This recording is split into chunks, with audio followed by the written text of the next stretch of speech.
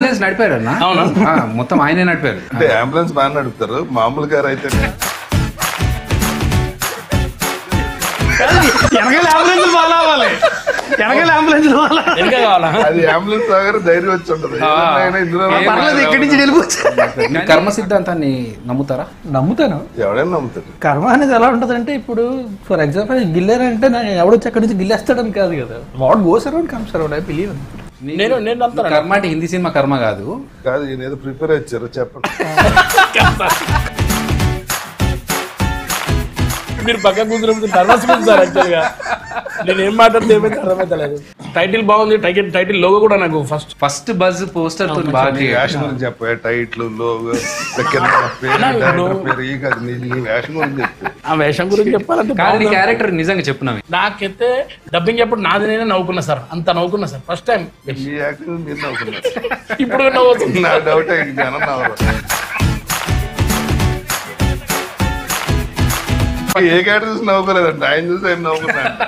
అవునా?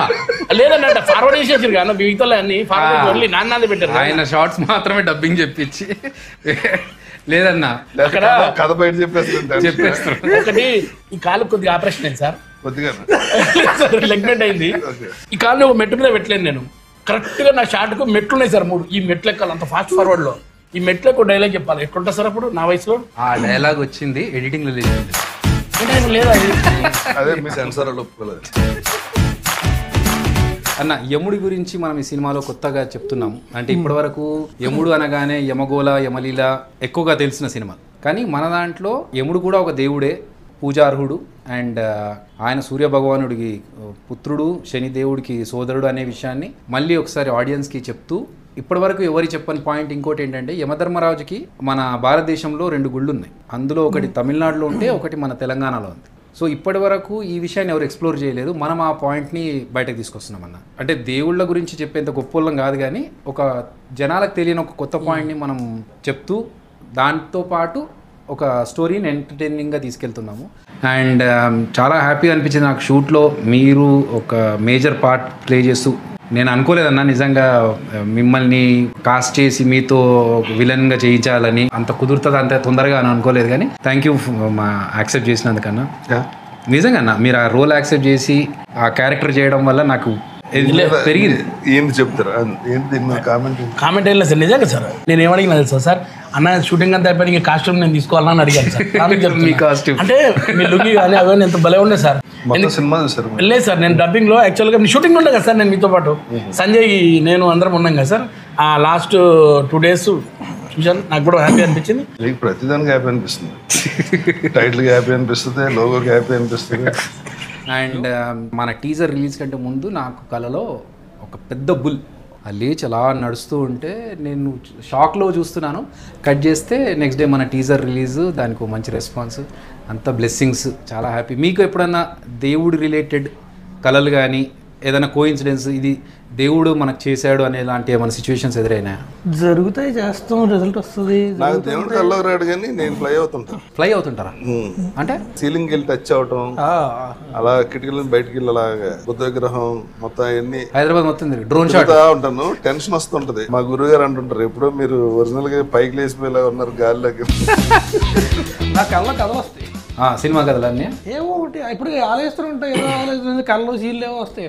ఒక తెలివి వచ్చి అదృష్టం తెలివి వచ్చిందంటే ఫోన్ రికార్డ్ చేసుకుంటా, లేదంటే చాలా మందికి అట్లా కళలో థాట్స్ వస్తూ ఉంటాయి మంచి మంచి. అవును, కళ్ళలో వచ్చినాయి కథల కింద రాసిన 2 ముగ్గురు తెలుసు.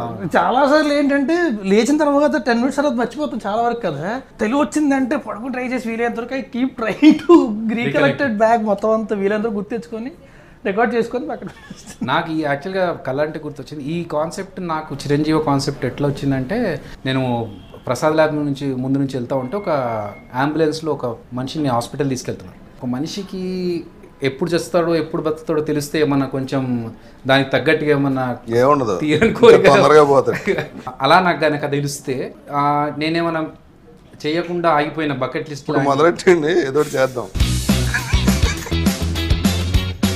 డైరెక్టర్గా పేరు పడితే చాలనుకున్నా. ఇప్పుడు మనకి ఎప్పుడు నెక్స్ట్ బకెట్ తన్నేసేది ఎవరిలో ఉన్నా పర్లేదు నాకు, కానీ అది నిజంగా ఆ ఒక్క భయం మాత్రం ఉండిపోయింది నాకు. అది ఎప్పుడంటే కరోనా టైంలో. ఆ టైంలో అనుకున్నాను, అబ్బా డైరెక్టర్గా పేరు పడకుండానే పోవాల్సి వస్తుందేమో అసలు నాకేంటంటే ఇందులోంచి ఎలా బయటపడతారు అంటే బయటకు వస్తే ఒకడు ఊపిరి పీల్చుకుంటే ఇంకోటి వెళ్తే వచ్చేస్తుంటే ఇంకా ఇది ఎలా సర్వే అవుతుంది, ఇది ఎలా బయటకు వెళ్తుంది, ఎగ్జిట్ ఎలా ఉంటుందని ఆలోచించేవాడు నేను. నైస్, అదొక కొత్త థాట్. అంటే తలుపులు వేసి కూర్చుంటే ఎంతకాలం అంటే కూర్చుంటే ఒకటి ఏంటంటే అప్పట్లో వేరే పర్యాడు we have to keep trying to know as much as information available to us. So అప్పుడు ప్రతి ఒక్కటి చెప్పింది ఏంటంటే we will grow immune to it over time. అది ఎప్పటికో వద్దే. కానీ దాని తర్వాత లైఫ్ స్టైల్ మారిందన్న. కరోనా తర్వాత చాలా మంది ఇది కాదు లైఫ్, రోడ్ నెంబర్ 45 వస్తే తెలుస్తుంది. ఏమైందన్న రోడ్ నెంబర్ 32 పబ్లు ఉన్నాయి కదా అన్ని busy. What a diversion road number 45 నీకు ఇంకా అర్థం కాలేదు కదా? నేను రోడ్ నెంబర్ 45 అది అక్కడంతా టైర్ షాప్లు అవి గుర్తొస్తున్నాయి కానీ నీకు టైర్ షాపులు కాదు 45 టైర్ షాప్ ఉన్నది, ఏదో నోటుకు వచ్చినట్టు మాట్లాడటం తప్ప. సార్ ఒకటి ఉంటాయి కదా సార్ కార్ది పెద్ద డెకోరేషన్.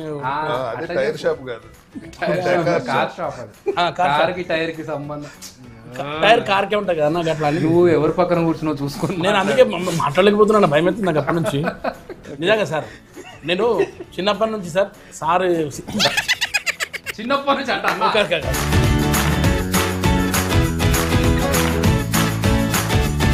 ఇప్పటి నుంచి నేను మీకు చూస్తున్నా సార్. నేను ఇందాక కూడా మీతో షేర్ చేసుకుని 3 ముక్కలాట సినిమా చేసినప్పుడు కూడా మీరు అప్పుడు ఎంత స్మార్ట్ అని ఇప్పుడు అట్లే ఉన్నారు సార్. అసలు ఇంత కూడా మాత్రం అస్సలు లేవు. నీ చిన్నప్పుడు అన్నప్పుడు దొబ్బింది ఇంకా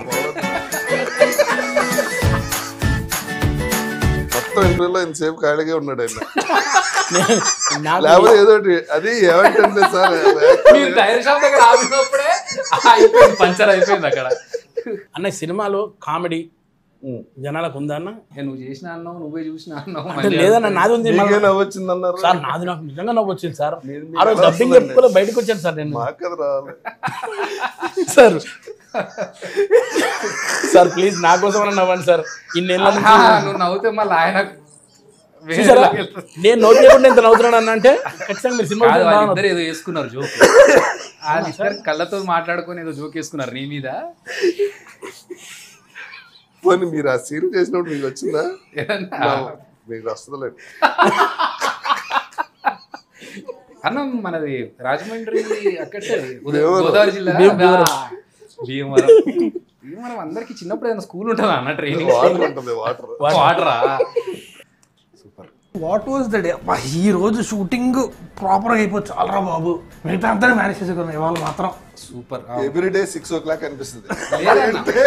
ఒక నిమిషం 6:30 దాటితే ఖాళీ సీట్ కదా, ప్రొడ్యూసర్ ఎదురుగుండా నుంచి కూర్చుని ఇలా అంటుంటే ఏదో రకంగా ఇది అయిపోతే బాగుండ్రా బాగుంటుంది. ఆ సిచ్యువేషన్ రాలేదన్న. అంటే 6:30 లోపు అన్ని 6:30 లోపు ఫినిష్ చేసాము.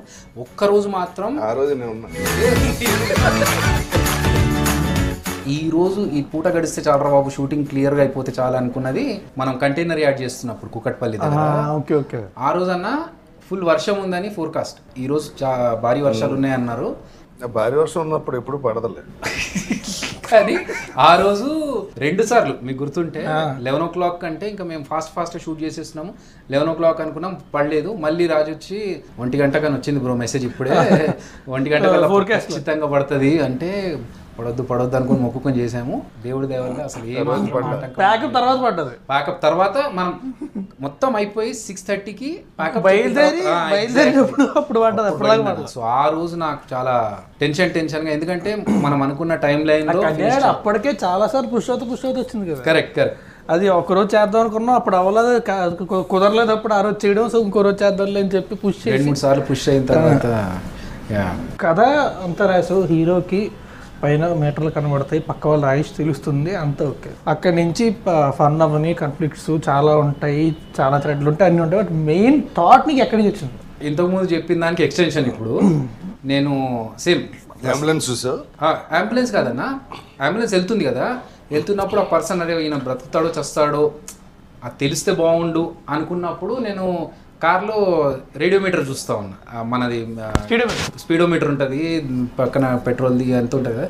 ఆ స్పీడోమీటర్ చూసినప్పుడు ఆ నంబర్స్ ఉంటాయి కదా, 40, 60, 80 ఇలాగే ఏజ్ కూడా కనిపిస్తే క్లారిటీగా తెలిసిపోతుండే కదా మనకు ఎన్ని ఇయర్స్ అనేది. అన్నప్పుడు ఆ థాట్ ఈ థాట్ 2 మిక్స్ చేసుకొని ఒక మనిషికి చావు అనేది ఈ స్పీడోమీటర్ లాగా తెలిస్తే 40, 60, 80 అలా తెలిస్తే బాగుండు కదా అనే థాట్ నుంచి నువ్వు ఒక్కడే కూర్చొని రాసావా are you have a set of right? నేను ఫస్ట్ లైన్ డెవలప్ చేసుకున్నాను. ఇలా ఒక మనిషికి ఇలాంటి శక్తులు వస్తాయి, ఆ లైఫ్ లో వాడికి అడ్వాంటేజ్. కాదు, మీకు టైము డేట్ తో సహా తెలిసింది అనుకోండి, ఏం చేస్తారు మీరు?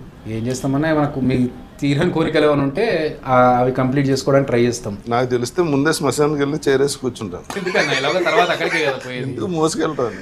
అమ్మో